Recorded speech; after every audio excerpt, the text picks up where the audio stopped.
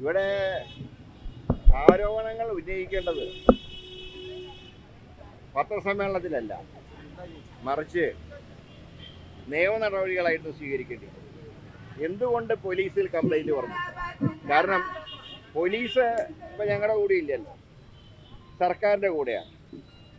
ഇനി പോലീസിലും വിശ്വാസമില്ലെങ്കിൽ എന്തുകൊണ്ട് കോടതിയെ സമീപിച്ചുകൂടാ?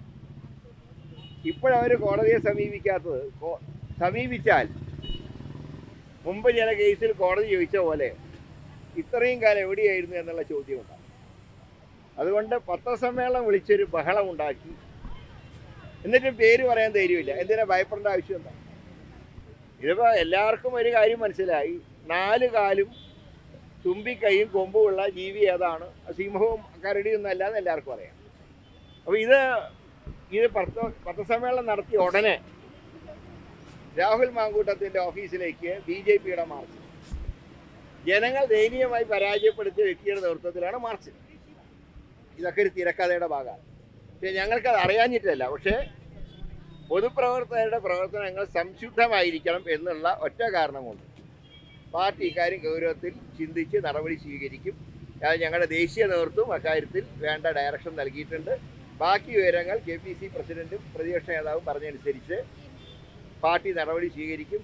രാഹുൽ എന്നെ പത്രക്കാരെ കണ്ട് കാര്യങ്ങൾ വിശദീകരിക്കും. ഇന്നിപ്പോ പുറത്ത് 2 വിഷയങ്ങൾ പുറത്തു വന്നിട്ടുണ്ട്. ഒന്ന്, രാഹുൽ ഒരു പെൺകുട്ടിയുമായി നടത്തിയിട്ടുള്ള ചാറ്റ്, വളരെ മോശം രീതിയിൽ നടത്തിയിട്ടുള്ള ചാറ്റിന്റെ വിവരങ്ങൾ. അതോടൊപ്പം തന്നെ ഗർഭചിത്രം നടത്തണം എന്നാവശ്യപ്പെടുന്ന ഒരു ഓഡിയോ സന്ദേശം. ഇതൊക്കെ ശരിയാണ്? ഒരു നേതാവിന്റെ ഭാഗത്ത് നിന്ന് ഉണ്ടാകുന്നത് ശരിയാണ് എന്നാണോ? എനിക്ക് ഈ ഫീൽഡിൽ ഒട്ടും എക്സ്പീരിയൻസ് ഇല്ലാത്ത ഒരാളാണ് ഞാൻ. ഈ ഫീൽഡുമായിട്ട് ഒരു ബന്ധമില്ല ഈ സബ്ജക്ട്. അതുകൊണ്ട് അറിയാത്ത സബ്ജക്റ്റ് വെറുതെ പറഞ്ഞിട്ട് കാര്യമില്ല. ഇങ്ങനത്തെ ഒരു വിഷയം ഞാൻ പഠിപ്പിച്ചില്ല. ഇങ്ങനെ ഒരു പെൺകുട്ടി പരാതിയുമായി രംഗത്ത് വരുമ്പോൾ അല്ല, അതുകൊണ്ടാണ് ഞങ്ങളിത് ഗൗരവത്തിൽ എടുത്തത്. മറ്റേതെങ്കിലും രാഷ്ട്രീയ പാർട്ടിയാണെങ്കിൽ ഇങ്ങനെ അത്ര ഗൗരവത്തിൽ എടുക്കുമോ? കാരണം നിയമത്തിൻ്റെ വഴിക്ക് പോട്ടെ എന്ന് പറയും. പക്ഷെ ഞങ്ങൾ അങ്ങനെയല്ല. എല്ലാ പൊതുപ്രവർത്തകരും സംശുദ്ധ ജീവിതം പുലർത്തണം എന്ന് ആഗ്രഹിക്കുന്നവരാണ് ഇന്ത്യൻ നാഷണൽ കോൺഗ്രസ്. അതുകൊണ്ടാണ് ഈ പറയുമ്പോൾ ഒരു ടെക്നിക്കൽ വശം ചൂണ്ടിക്കാണിക്കാതെ ഞങ്ങൾ നടപടിയിലേക്ക് നീങ്ങും.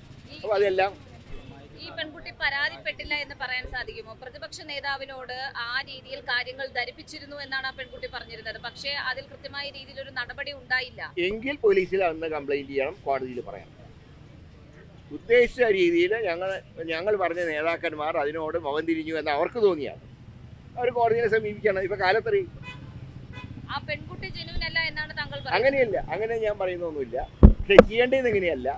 ചെയ്യേണ്ടിയിരുന്നത് നിയമത്തിന്റെ വഴിക്ക് പോകണമായിരുന്നു.